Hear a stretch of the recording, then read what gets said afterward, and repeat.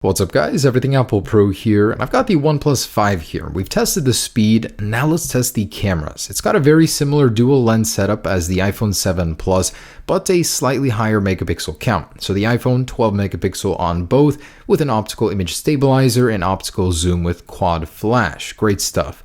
OnePlus is a little lacking here, but makes up in megapixels, 16 and 20 megapixels. So let's go ahead and stack these up and start with an audio test.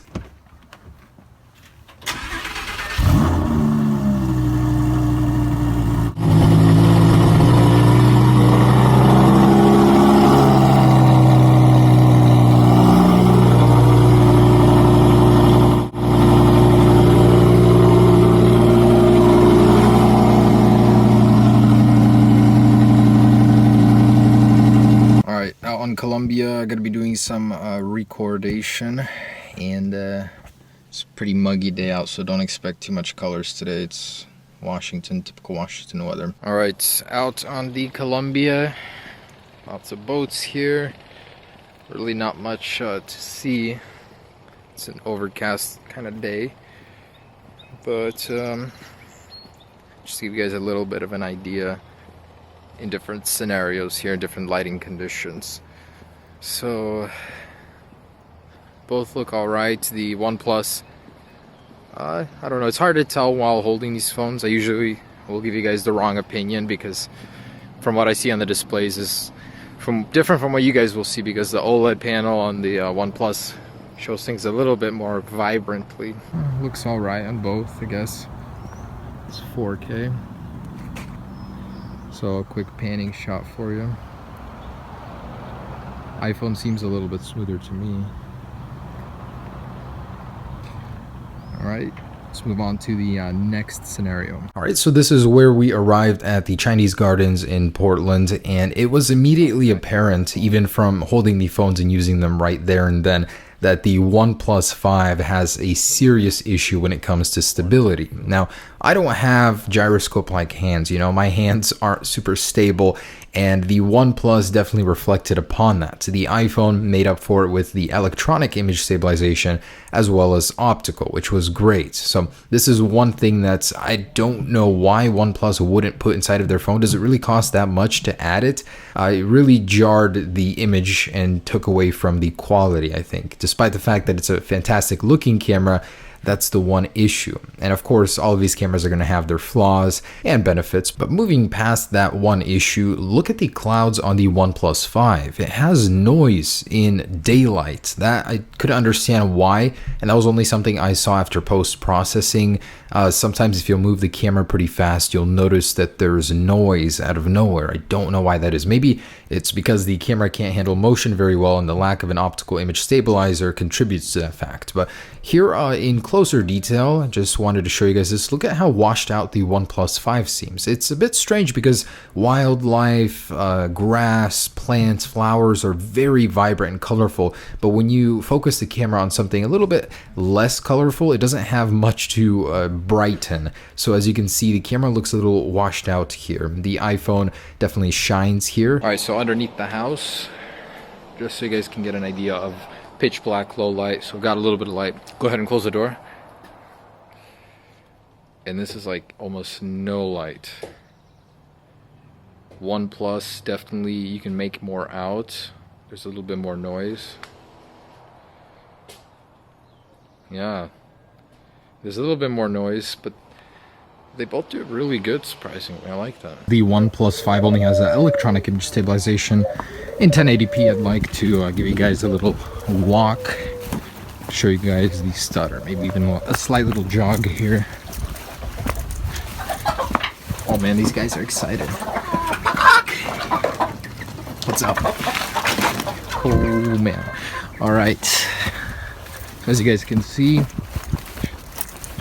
iPhone certainly seems like it has more control over the image here as the OnePlus 5. Quite juddery, I must say, but the electronic image stabilization, at least there's that, and it's pretty okay. All right, so I just want to do a quick focus test here with a subject, so a frog, and both are pretty quick. I'd say they're very comparable. So focus there, there, there. Maybe the iPhone, no, I'd say they're both quite fast. So focus is really good. Close-ups. Wow, they can both get pretty close. The OnePlus a little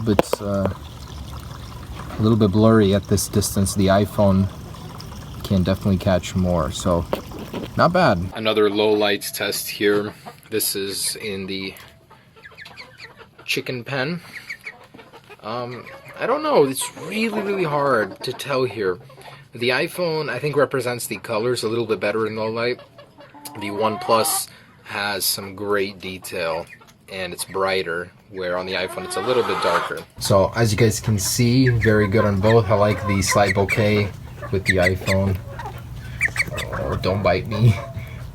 Man, this guy's not really that afraid. What's up, boy? Alright, so slight low light there. Both do great.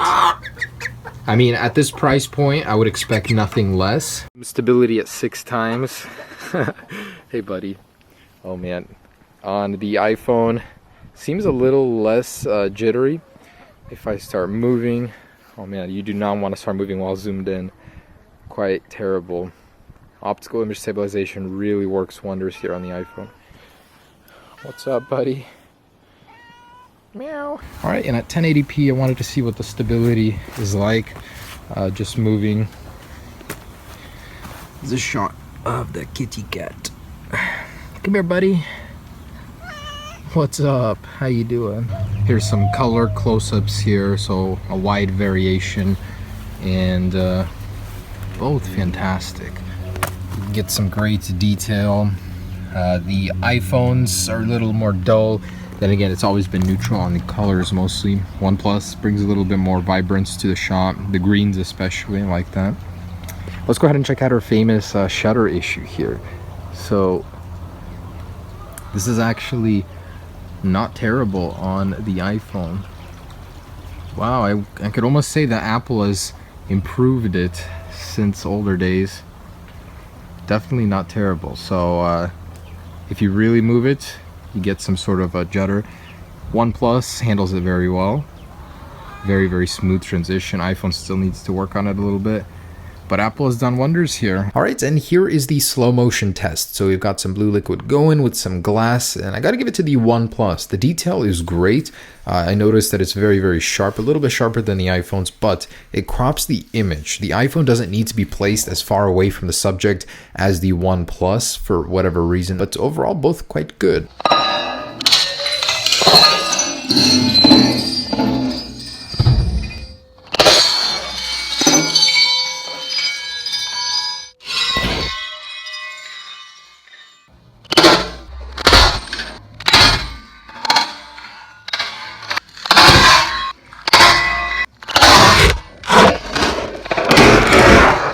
And just wanted to throw in a motion shot here. So when panning on both devices, you'll see that the iPhone is a little bit smoother.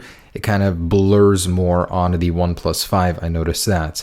Especially when you're in 4K, things start getting very noisy when panning. And here are some pictures to show off that quality. So notice the OnePlus's strength. It has fantastic dynamic range. You'll notice in shots with a lot of light in it, it still displays the quality of subjects right in front of that light very nicely. I noticed that's definitely a great thing. Now, portrait mode on the OnePlus is also pretty good, but not as well-rounded as the iPhones. The images aren't as clear, and the distinction between the blur and the subject isn't as precise. I also didn't like the fact that you have to stand very close to the subject on the OnePlus 5, 1 to 6 feet, where on the iPhone you can fit a lot more while still getting that portrait effect in. And this is kind of what I meant earlier. Greenery is very green on the OnePlus 5. It's as if it's a software thing to make it seem more vibrant, where gray or duller colors definitely do not have the very same vibrance. And these are pictures taken using the flash in a pitch black environment, so on the iPhone you can definitely make out a lot more detail. I don't know why the OnePlus smooths everything out, especially skin, and it doesn't have the same true tone flash. So Apple's is superior. The screen actually flashes much brighter, I noticed that. The rear flash is much better on the iPhone. The colors, the detail, you can make out much better. So in a finishing conclusion, I'd like to point out the strengths and weaknesses of the OnePlus 5. One, the apparent shake in all of the video due to the lack of optical image stabilization is very off-putting. The artificial colors in some of the scenes, I feel like the greenery is very artificial. It's trained a software thing to recognize it and make it a little bit brighter than it should be, and it's not apparent in all areas. Because it's very apparent to me when filming a brown color, something different that's not green, it doesn't have the same vibrance. There's also a persistent noise when filming in 4K and having movement with the device. Notice in the clouds there, it's very off-putting as well. So that's my take on the OnePlus 5's camera. It certainly could be better. It almost feels as if it was a little rushed, like they could have taken a little bit more time to improve it, but I'm sure with time, with software updates, it will be getting better. It does have strengths as well, as the dynamic range is very good for this camera, and the low light capability I was very surprised with, outdoing the iPhone 7 Pluses. So thanks for watching this camera comparison. Be sure to check out the speed test as well, but that's the OnePlus 5 for you. Peace.